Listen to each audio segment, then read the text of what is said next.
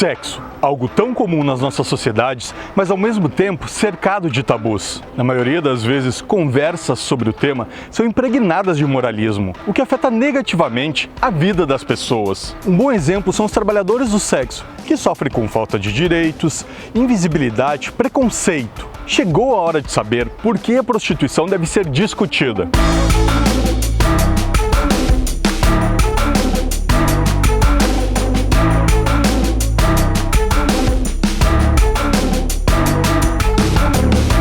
Eu sou a Soila Mar, sou profissional do sexo, prostituta, como eu gosto mais de ser designada assim. Há 42 anos, tenho 59 anos de idade, trabalho nas ruas, ainda trabalho na Borges de Medeiros desde os 16 anos. Como que é esse trabalho na rua? Eu acho bom porque me dá liberdade, sensação de liberdade, porque na verdade eu acho que eu fui acostumado na rua, né? Então quando eu tive que ir para salas e boates, eu tive que ir por alguma determinação de segurança, porque eu tive também uma situação de violência com o meu capetão, né? Então eu tive que me esconder uma certa época, assim. Mas eu gosto mesmo da rua porque me dá mais liberdade de escolha para os meus clientes, né? Eu posso escolher, dizer não ou sim, enfim. Nessas 4 décadas, como você vê a percepção da prostituição na sociedade? Mudou? Mudou um pouco, assim, sabe? As pessoas acho que começaram a ser menos hipócritas ou talvez disfarçarem melhor essa hipocrisia, talvez. Mas eu acredito que quando chega mesmo na palavra prostituição ou prostituta, acaba sempre julgando a gente, achando que a gente só pensa em sexo, fica sempre atrás de homens, esse tipo de coisa assim, né? E não é verdade, sabe? A gente trabalha, a gente estuda, a gente cria os filhos, os netos, a gente tem família, enfim, vai ao mercado, a gente toma banho e descansa também, né? A gente se conheceu na academia e algum tempo depois da gente se relacionando, a gente sentiu a necessidade dentro da nossa relação de ter outras experiências sexuais. Aí a gente resolveu conhecer um casal. A gente teve algumas tentativas frustradas. Um dia ele veio de novo com a história. Vamos sair, vamos conhecer um casal, vamos ter uma experiência. Eu olhei pra ele e falei assim, cara, outros casais estão procurando pela gente também. Por que a gente não vira esse casal que a gente gostaria de conhecer? E aí a gente começou a se experimentar com os nossos amigos. Então a gente começou a pensar, calma aí, no site a gente encontra garotos, garotas e mulheres trans. A gente não encontra um casal. Vamos nós virar esse casal que a gente está procurando. Fizemos um ensaio fotográfico e começamos a trabalhar como Sr. e Sra. Smith, lembra? É, porque o primeiro fotógrafo que fez fotos nossas, ele estava esperando a gente se aprontar e a gente resolvendo, filho, mãe, pega o fulano na escola que eu vou atrasar aqui. E aí o fotógrafo assim, vocês têm uma vida bem dupla, né? Aí a gente, Aí vocês são o Sr. e Sra. Smith, ficou batizados. E a gente gostou do nome e levou pra frente Até hoje usamos no site. Quando a gente começou com os atendimentos, era um serviço secundário, era um trabalho secundário. Ele era gerente da academia que eu treinava quando a gente se conheceu. Depois trabalhei como segurança. E depois a gente trabalhou muito tempo juntos, que eu tinha uma escola de dança, que era um espaço feminino. Eu dava aula e ele administrava. Só que se tu for botar na ponta do lápis, quantas horas aula eu tinha que dar para ganhar o que eu ganho em 1 hora de atendimento e não estar em casa com os filhos.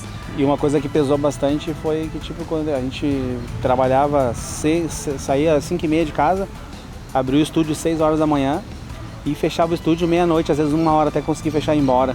E aí... Evento final de semana. Aí o que fez a gente ir pro outro lado para trabalhar com sexo foi que a gente conseguiu dar uma qualidade de vida melhor para nossos filhos. E pra gente também, E pra gente também, né? E esse serviço é um trabalho que hoje, migrando para o digital, a gente consegue fazer 90% das nossas coisas dentro de casa. Só os atendimentos que é externo, assim. O resto tudo a gente trabalha em casa. E as gravações de OnlyFans que a gente produz o conteúdo. Bom, a minha história inicia em São Luís Gonzaga, no interior do Rio Grande do Sul. Quando eu terminei o 2º grau, a minha família praticamente não me expulsou de casa. Fez de um modo bem mais sutil para mim sair de casa, me mandando para casa de uma tia. Quando eu cheguei lá, ela disse que não dava para mim ficar. Daí eu fui amparada por 2 outras tias, onde eu morei por 2 anos, aqui já em Porto Alegre. Eu fiquei em Porto Alegre por 5 anos, dos 18 aos 23. Com 23 anos eu fui para Milão. Eu trabalhei no início, era na rua, porque não existia internet, né? O único problema que a gente tinha era a polícia. Hoje não, hoje é através do telefone, anúncio, então é bem tranquilo mesmo. Eu cheguei lá em 97, 98, em 2000 eu casei, aonde eu recebi um permesso de soggiorno, que é um permesso para mim ficar lá. E depois de 5, 6 anos de residência, eu pedi a cidadania italiana. Nesse meio tempo, eu abri uma partida IVA, que seria como aqui o MEI. Lá se chama trucatore, trucatrice, que é quem faz maquiagem, maquiadora. Eu pago as taxas, que talvez daí com 65 anos, 62, eu tenho uma aposentadoria digna ali, que no mínimo é 1.000 euros, entendeu? Eu consegui juntar um dinheiro, onde eu tenho uma casa própria aqui, eu tenho apartamento alugado, eu tenho um salão. Então, quer dizer, essa é a minha fonte de renda aqui. Lá na Itália ainda continuo trabalhando, porque aqui no Brasil uma trans com 30 anos já é considerada velha. Lá na Itália, há 50 anos, ainda eles vêm com a gente, entendeu? E como que você vê o dia a dia da prostituição na Itália? E o quão diferente é do Brasil? A segurança. Me deram já tiro aqui, eu já fui espancada, já fui roubada aqui quando eu trabalhava aqui. Coisas que eu não vivi lá, né? Ainda que a sociedade tente invisibilizar quem está na prostituição, há quem trabalhe em prol da categoria. Eu faço parte da fundação do NEP, Núcleo de Estudos da Prostituição, que iniciou em 89 em Porto Alegre, a partir do encontro que eu participei no Rio de Janeiro, no Encontro da Vida com Gabriela Silva Leite, a partir de um convite do meu marido, que é um sacerdote anglicano da Igreja Episcopal, para começar um trabalho social aqui em Porto Alegre. É uma associação de profissionais do sexo de base que foi construída por prostitutas para as prostitutas. Então o atendimento nosso do NEP ele é todo feito por profissionais do sexo para profissionais do sexo. Trabalha muito com autoestima, estigma, preconceito, saúde integral da mulher, porque antes de nós ir para uma quadra, para uma sala, para uma boate, a gente é mulher. Então a gente se preocupa muito com essa parte, né? A gente começou em 89 pensando em prevenir a AIDS, que foi bem na época da epidemia da AIDS. E quando a gente conseguiu fazer contato com as profissionais do sexo de rua, a gente descobriu que o problema era muito mais grave do que a gente imaginava. Que elas não estavam preocupadas com AIDS, elas estavam preocupadas com a violência da Brigada Militar e da Polícia Civil. Elas, enquanto mulher prostitutas, elas eram agredidas, levadas para uma delegacia, levadas para a Ilha das Flores, agredidas com cacetete. E quando esse tipo de relato de violência chegou para nós, a gente começou a fazer contato com a Corregedoria da Brigada Militar, da Polícia Civil, e denunciar esse tipo de violência através de audiência pública. E a gente conseguiu reverter um pouco esse quadro e mostrar que prostituição existe, sempre existiu e vai continuar existindo, e que tem que ser respeitada elas enquanto mulheres cidadãs. As pessoas costumam muitas vezes associar a prostituição com o crime e a violência. É preciso entender que forçar alguém a trabalhar com sexo é crime. Explorar sexualmente crianças e adolescentes é crime. Entretanto, se uma pessoa adulta quer se prostituir, ela não está contra a lei. Ela apenas está trabalhando, como as demais pessoas. A maior parte da legislação sobre trabalho sexual no Brasil vem do Código Penal dos anos 40. E se você começa a ler as leis sobre trabalho sexual, tanto no Brasil quanto na maior parte do mundo, você vai entender que a grande intenção daquela legislação não é proteger essa pessoa que exerce essa atividade, senão isolá-la e deixá-la mais vulnerável. No Brasil, hoje, a gente tem um sistema que eu diria que é mais ou menos híbrido. Que ao mesmo tempo que a gente tem disposições no Código Penal que criminalizam algumas atividades correlatas à prostituição, a gente tem também movimentos do próprio Estado brasileiro no sentido de reconhecer como uma profissão, né? Então a gente tem a prostituição na Classificação Brasileira de Ocupações desde 2002, mas a gente tem um Código Penal de 1940 que até hoje traz algumas disposições que punem algumas atividades, né, relacionadas à prostituição, e que faz essa confusão entre a prostituição e a exploração sexual, né? Todo o entorno é crime aqui no Brasil. As casas de massagem, as boates, as agências e até os sites. Embora a legislação, que é muito antiga, não toque na questão de internet, a gente sabe que ficam num vácuo legal muito perigoso, né? Eles são, na verdade, eles estão à margem da lei. Então, uma pessoa pode exercer o trabalho sexual, sim, desde que ela não tenha contato com nenhuma outra pessoa. Então, hoje uma pessoa, um trabalhador do sexo, ele pode pagar como se fosse um MEI, por exemplo? Como que funciona? Pode ser como contribuinte individual e daí vai ter os benefícios como qualquer outro contribuinte individual. Tem muitas pessoas que trabalham na informalidade justamente em função desse estigma que se tem, né? Muitas pessoas, em função de preconceitos e tudo mais, acabam não querendo que se saiba sobre a atividade que elas exercem, né? Uma pessoa que exerce a prostituição, ela acaba sendo criminalizada indiretamente, embora a gente levante muito esse discurso de que estamos dentro da lei e ser uma prostituta é uma coisa legal, mas quando todas as coisas à tua volta são ilegais, a qualquer momento tu pode correr o risco de ser criminalizada diretamente, ter que responder a processo.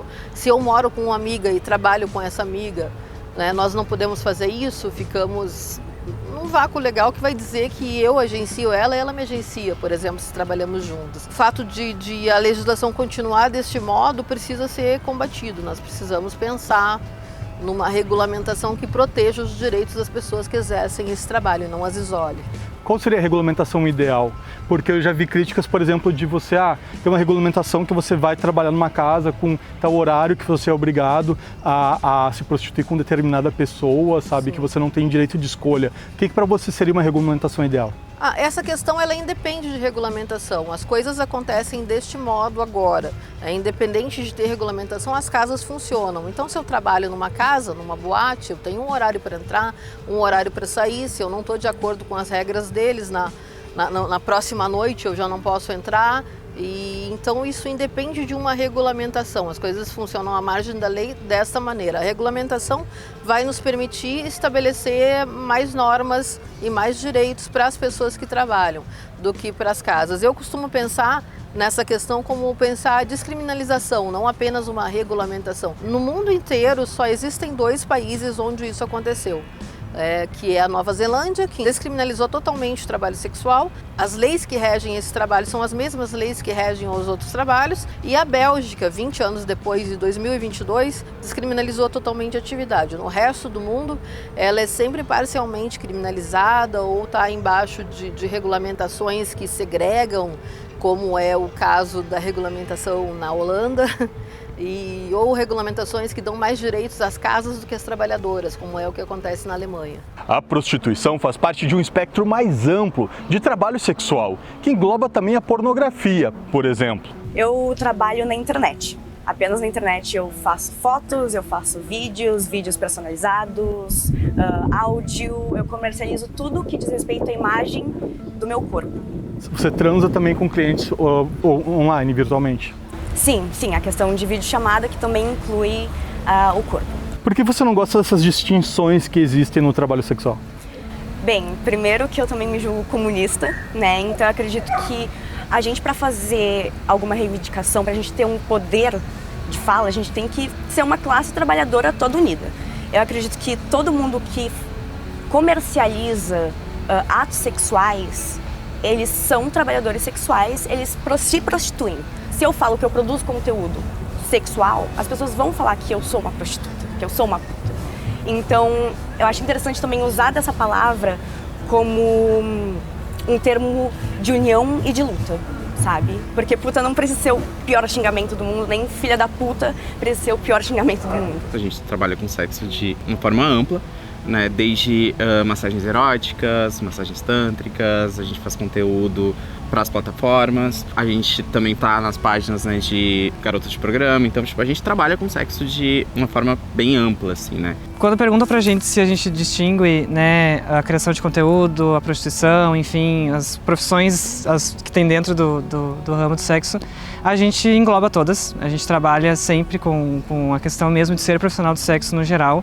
Outras profissões por aí têm uma área que engloba, né, eu sou designer e eu trabalho dentro de uma área maior que a comunicação, então por que não a gente, como, né, profissionais de vários tipos, a gente também é considerado profissional do sexo no geral. Então pra gente é tudo uma coisa só. Seria muito interessante se muitas pessoas pensassem assim também, porque eu acho que a separação é muito grande dentro do ramo do sexo, porque a moralidade ela está presente em tudo e inclusive dentro, né, do nicho, pessoas que trabalham com sexo criam barreiras morais para outros profissionais do sexo por N fatores, e se a gente também pensar pela questão da racialização também tem, né, vai ter meio que um preconceito para algumas coisas. Eu, inclusive, sou doutorando em psicologia social institucional e pesquiso sobre a pornografia, né, sobre homens negros e a relação de homens negros e pornografia, a agência de homens negros que produzem pornografia. Obviamente, o racismo a objetificação, a feitiçação, ela existe e a gente entende isso, porém a gente tenta ir contra a maré, remar contra a maré nesse sentido, né? Tipo, inclusive nas chamadas que a gente faz para os nossos conteúdos, a gente não usa termos que são muito comuns, né, no vocabulário da indústria pornográfica. Por exemplo, cafuçu, que é um termo extremamente racista, e isso é muito importante que as pessoas saibam para parar de reproduzir. Pessoas que trabalham com sexo, quando são brancas, elas são muito mais aceitas, de certa forma, né? Porque o corpo da pessoa negra, ele já é colocado num lugar da facilidade do público, do objeto. Acho que assim como todo trabalho também, a gente tem que colocar que a puta, ela não vai gostar de 100% do que ela faz, mas ela não vai odiar 100%, sabe? É como um trabalho normal. A gente, por mais que não tenha uma rotina fixa, a maioria das vezes, a gente é trabalhadora autônoma, né? Maior de 18 anos, então todas conscientes do que é o trabalho sexual, seja ele presencial, seja ele na internet, em plataforma, de um jeito independente, porque hoje em dia também a gente tem uma ramificação diversa do trabalho sexual, né? E, como eu digo, eu gosto do que eu faço, e eu posso não gostar do que eu faço também, sabe? Mas acima de tudo é o que me dá sustento. Há um estigma muito grande com quem trabalha com sexo. E o preconceito vem de todos os lados. Eu costumo dizer que a gente é repreendido, na verdade, por todo mundo. Seja de esquerda, seja de direita, seja cristão, seja ateu, feminista, gente misógina. Então, a gente acaba não se sentindo pertencente a nenhum lugar, sabe? A própria esquerda, ela é muito moralista a respeito do trabalho sexual. E eles, na verdade, muitas vezes não se perguntam se, por exemplo, o feminismo, ele inclui o direito das prostitutas, das pessoas que trabalham com sexo? Normalmente não. Então, quando eu falo abertamente da minha profissão, do que eu faço, como faço, e quando eu questiono a ilegalidade parcial em que eu vivo, eu preciso lidar com estigma, com preconceito, com alguma perseguição, não só de grupos conservadores, mas como também de grupos que se dizem à esquerda, né, feministas, ditas radicais, que na verdade são feministas conservadoras, não se deve, né, ter meias palavras quando se fala sobre isso. Por quê? Porque as grandes teóricas desse movimento se aliaram lá nos anos 70 a políticos conservadores da extrema-direita nos Estados Unidos para conseguir emplacar leis contra a pornografia, que nunca conseguiram porque inconstitucionais, mas a teoria delas, a ideia delas é conservadora. Elas têm um grande lobby nos congressos, né? Em vários países estão já sendo implantadas leis de repressão à prostituição, como o que se chama aí de modelo sueco, que é a criminalização do cliente, enfim, elas são muito bem articuladas. Nós estamos respondendo a isso com a nossa articulação, mas mesmo no Brasil a gente tem aí no lobby anti-pornografia, anti-prostituição, uma grande força, né? Até poderia dizer que a maior bancada do Congresso, nesse sentido, é das feministas radicais, porque é dos fundamentalistas religiosos. Esse modelo que elas querem implantar ao redor do mundo, de criminalização do cliente de prostituição, aqui ele responde pelo PL 377/11. Quem apresentou esse PL foi o deputado João Campos, o mesmo que lá atrás apresentou o PL que ficou conhecido como a cura gay. Quando a gente decidiu mostrar o rosto e falar na rede social para a família, a gente já tinha interiorizado muito isso com a gente e com os nossos filhos.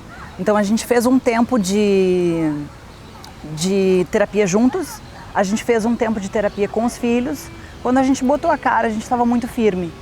Então eu acho que o povo deve falar mal? Deve, porém não é abertamente. Se ela está na prostituição, está ganhando o seu dinheiro, está respeitando o direito do outro, é uma profissão como outra qualquer, porque todos nós usamos nosso corpo de uma maneira ou de outra para trabalhar. A gente é cidadã, a gente paga nossos impostos, somos pessoas normais, comuns. O que você diria para quem acha que a sua profissão, que a prostituição é uma profissão indigna?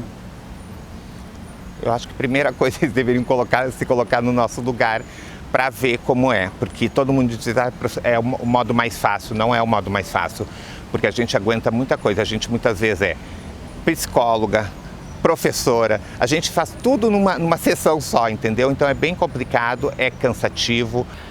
Enquanto puta comunista, as pessoas te ouvem ao discutir assuntos diversos como política ou menosprezam sua opinião por causa do seu trabalho?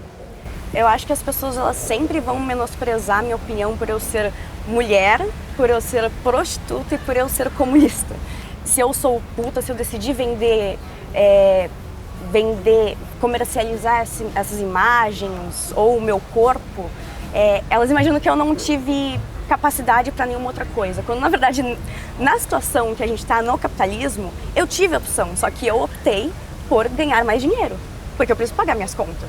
Eu acho que esse trabalho que a gente está fazendo de colocar a cara na rede social, ele é muito importante para que as pessoas possam ver a gente como seres humanos antes de um estereótipo. Então, quando tu me questionou assim, quer fazer parte de um documentário falando sobre prostituição, eu tive aquele momento de pensar, eu quero ficar registrada num documentário sobre prostituição. E aí eu pensei sobre tantas outras mulheres que eu sei que sustentam as suas famílias e que não podem mostrar o rosto, e eu mostro. Então, por que eu não vim aqui e falar pela minha classe? Entende? Falar que nós somos pais, nós somos empresários, esse é o nosso ofício, a gente gosta do que a gente está fazendo. O que eu quero te tirar dessa vida, não me tira, eu tô feliz. Entende? Então, assim, o que eu gostaria que mudasse é que as pessoas respeitassem um pouco mais, que não fossem hipócritas, porque a maioria das pessoas que nos julgam são as mesmas que estão à tarde desfrutando dos nossos serviços sem que ninguém saiba. Eu acho que a gente precisa falar, a gente precisa ser vista como profissional, sabe? Então, quando alguém fala assim pra mim, Amanda, o teu atendimento é muito profissional, é aquilo. Se eu fosse faxineira, eu seria uma ótima faxineira. Então, já que eu vou ser puta, então eu serei uma boa puta. Por que a prostituição deve ser discutida? Não sei se o trabalho sexual deve ser discutido, mais do que discutido, precisa ser apoiado. As pessoas que exercem esse trabalho precisam ser apoiadas enquanto trabalhadoras, nós precisamos tirar isso das sombras e as pessoas que exercem o trabalho sexual precisam se unir para trazer esse debate, aí sim, a partir delas, para o restante da sociedade. E aí, a partir desse momento, a sociedade tem que nos ouvir, não discutir. Não queremos romantizar a prostituição. Trata-se de entender que é uma profissão que existe e continuará existindo. Assim como tantos outros trabalhos, como o meu e o seu, é feito para pagar as contas e ter o que comer. Quem está na prostituição tem todo o direito de exercer o trabalho com dignidade. Estamos falando de seres humanos que merecem respeito como os demais. Em muitos casos também precisam de reconhecimento do Estado e da sociedade. Julgamentos de cunho moralista não ajudarão a tornar nossa sociedade um lugar melhor para se viver. Ciao ragazzi, dobbiamo sempre rispettare le persone che lavorano con la prostituzione. Un bacione.